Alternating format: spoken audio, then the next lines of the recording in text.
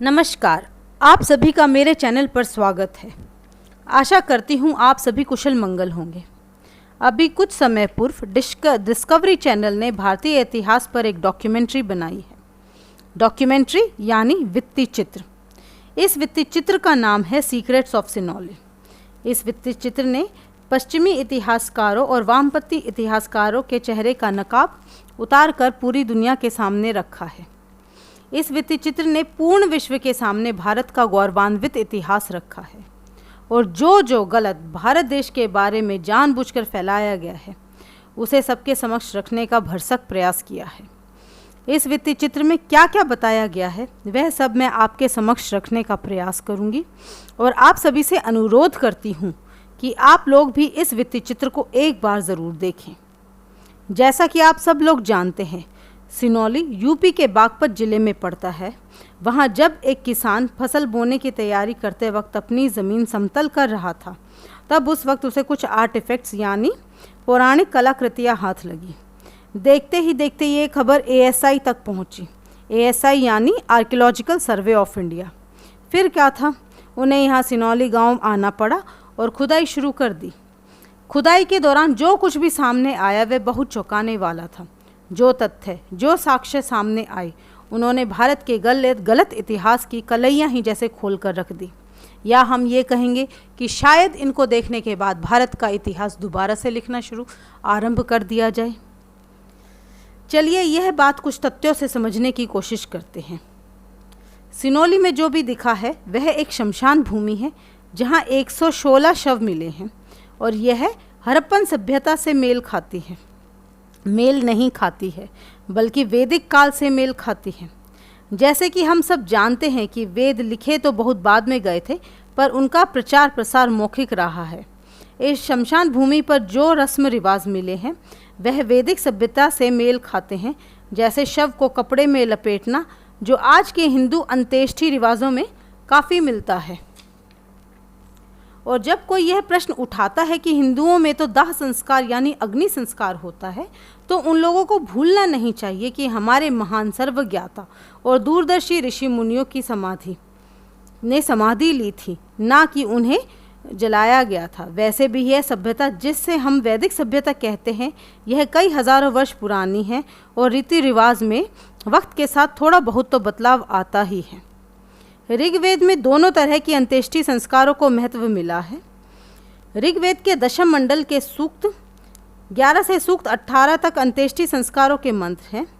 जब हम 18वें सूक्त के 10 से लेकर 14वें मंत्र को पढ़ते हैं तो भारतवर्ष में दफनाने की भी संस्कार था। यह दोनों परंपराएं अग्निदाह और दफनाना समकालीन थी, वह मंत्र हमें बताते हैं। उन मंत्रों में क्या लिखा है मैं वो थोड़ा सा आपको पढ़कर बताती हूँ। हे पृथ्वी, इसे ऊंचे स्थान पर ले जाओ, इसे कष्ट नहीं देना, इसका अच्छी रीति से स्वागत करने वाली तथा सुख के पास रखने वाली हो। हे भूमि, जैसे माता पुत्र को आंचल से ढकती है वैसे ही इसे सब ओर से आच्छादित करो। इसे आच्छादित करने वाली पृथ्वी भली भांति अवस्थित हो, हजारों धूलियाँ इसके ऊपर आश्रय ले, वे घृतपूर्ण ग्रह की भांति हो, इसके लिए यहाँ वे सुखदायक आश्रय हों। आप लोग तो जानते ही हैं कि हमारे यहाँ नवजात शिशुओं को दफनाया जाता है और जलाया नहीं जाता। अगर कोई बच्चा मरा हुआ पैदा हो या बहुत छोटी उम्र में मर जाए तो उसे दफनाते हैं, जलाते नहीं। भारतवर्ष के कई हिस्सों में दफनाना भी अंत्येष्टि क्रिया का हिस्सा है और ये हमको दक्षिण भारत में मिलता है। परंतु वक्त के साथ साथ इन क्रियाओं में बदलाव कैसे आया? हमारे ऋषि मुनियों ने दफनाने से ज़्यादा महत्व अंत्येष्टि संस्कार यानी अग्निदाह संस्कार को दिया। अग्निदाह संस्कार को महत्व देने के कई कारण थे। सबसे पहला कारण, जब हम किसी मृत व्यक्ति के शरीर को दफनाते हैं तो उसको गलने में वक्त लगता है और जितना वक्त वो गलने में लगता है आत्मा को उतना ही वक्त अपने शरीर से मोह छोड़ने में लगता है।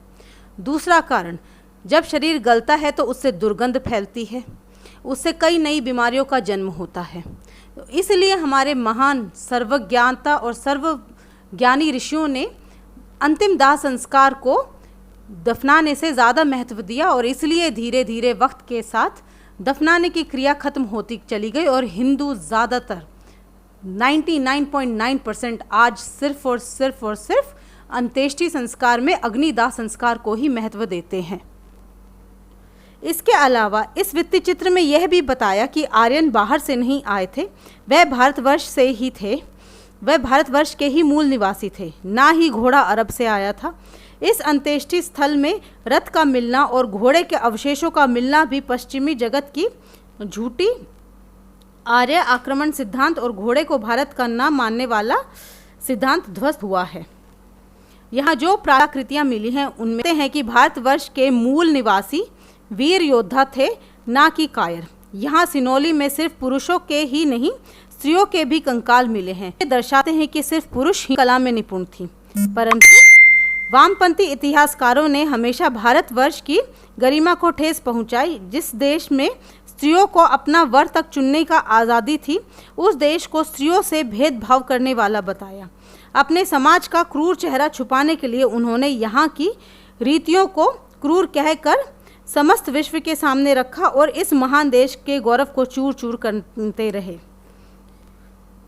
यहाँ मिले कंकाल के डीएनए भी भारत के मूल निवासियों से मेल खाते हैं। डीएनए का मिलना सबसे सशक्त सबूत है इस बात का कि आर्य कहीं बाहर से नहीं अपितु इस देश के मूल निवासी थे। वैसे भी हमारे यहाँ वीर पुरुषों को आर्य कहकर ही पुकारा जाता था।